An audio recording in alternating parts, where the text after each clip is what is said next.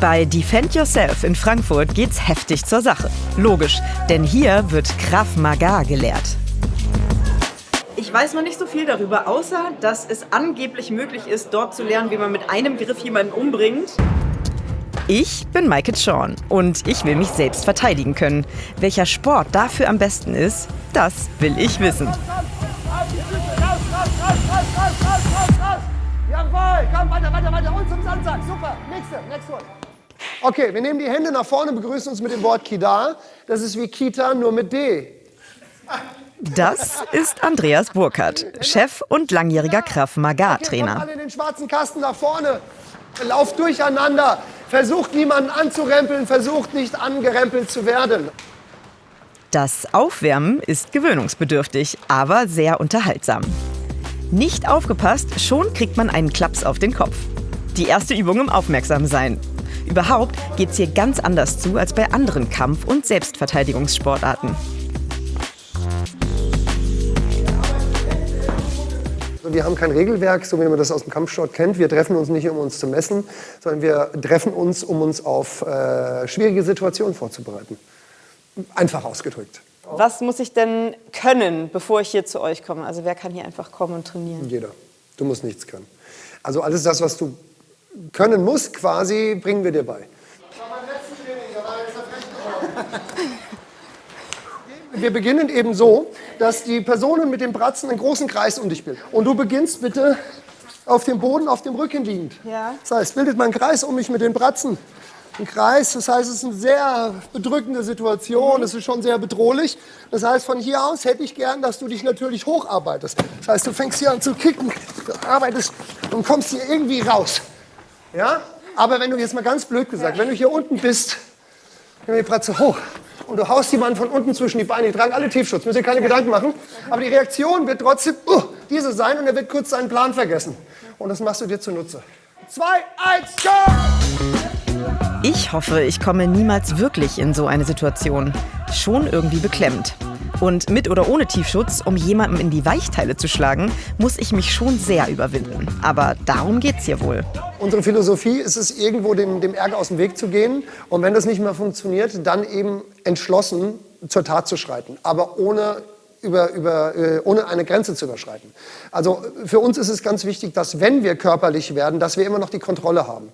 Dafür muss ich halt unter Umständen auch zu unfairen Mitteln greifen. Ja. Im Kampfsport im Ring hast du immer gleiches Geschlecht und gleiche Gewichtsklasse und das hast du in der Selbstverteidigung halt gar nicht. Ne? Da hast du in der Regel jemand, der viel schwerer oder viel größer ist oder sich sonst irgendwie überlegen fühlt, weil er oder sie mit anderen Leuten unterwegs ist oder halt einen Vorteil sich verschafft durch eine Waffe. Und da müssen wir halt zu unfairen oder im Sport nicht erlaubten Mitteln greifen. Darum geht es ja im Grunde. Trainer André Zierlin kommt aus Israel, der Heimat von Krav Maga. Dort lernt das jeder Soldat und jede Soldatin. Auch André. Das Allerwichtigste beim Krav Maga, und für mich ist es eine Philosophie, ist die Aufmerksamkeit. So auf der Straße zu laufen, dass man merkt, alles, was bei ihm drumherum passiert und das Gefahr quasi rechtzeitig erkennen. Und am besten Fall gar nicht kämpfen müssen. Wenn es aber zur Sache kommt, dann haben wir die Technik. Stellt euch vor, ich bin hier der böse Kerl, der André steht da irgendwo rum und ich habe was mit ihm vor und möchte ihm natürlich erstmal ins T-Shirt greifen. Das Vernünftigste, was ich hier machen kann, ist eben den Griff zum T-Shirt zu verhindern. Wer weiß, was danach kommt. Wir machen sogenannte Inside Defense, das heißt, wenn er nach meinem T-Shirt greift, mache ich das. Bitte nochmal, ich mache das. Das heißt, ich schlage mit dem Handballen, versuche ich seinen Handrücken zu erwischen. Mein Körper sollte einen Schritt zur Seite, beziehungsweise noch besser einen diagonalen Schritt nach vorne machen. Das heißt, beides zusammen, wenn er mich greift, ist das. Ich bewege mich raus, er versucht erneut, mich zu greifen. Ich bewege mich wieder raus. Reagieren, ohne darüber nachzudenken. Gezielt das Muskelgedächtnis trainieren, damit die Muskeln im Ernstfall ganz von selbst handeln. Das ist Grund für viele, Krav Maga zu lernen. Ich hatte in Berlin Auslöser damals gehabt, da in der S-Bahn, da wollte jemand an ein 12-jähriges Mädel gehen. Ich war mit ihr morgens allein im Zug. Bin dazwischen gegangen, aber ich war mit den Nerven am Ende.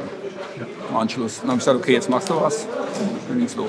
Ich möchte mich draußen verteidigen können. Ich möchte sicherer meinen Heimweg gestalten. Ich möchte mich wohlfühlen einfach. Ich möchte wissen, was ich in einer Situation tun kann und nicht, einfrieren. Ne? In ganz kurzer Zeit lerne ich schon erstaunlich viele Kniffe, um mich verteidigen zu können. Mit genug Ernsthaftigkeit merkt man hier ganz sicher schnell Fortschritte. Das baut Selbstbewusstsein auf und außerdem ist es gut für die Fitness. Ich persönlich rate jedem Menschen, mindestens mal ein halbes Jahr in seinem Leben Selbstverteidigung zu trainieren. Den meisten Leuten macht es so viel Spaß, dass sie bleiben. Auch bei den Kindern. Bei den Kleinen haben wir eine gesunde Mischung aus Spiel, Spaß und Ernsthaftigkeit.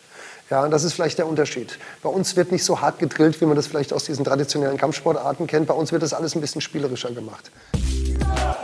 Mein Fazit: Ich habe viel gelernt, hatte viel Spaß und komme sicher noch mal wieder.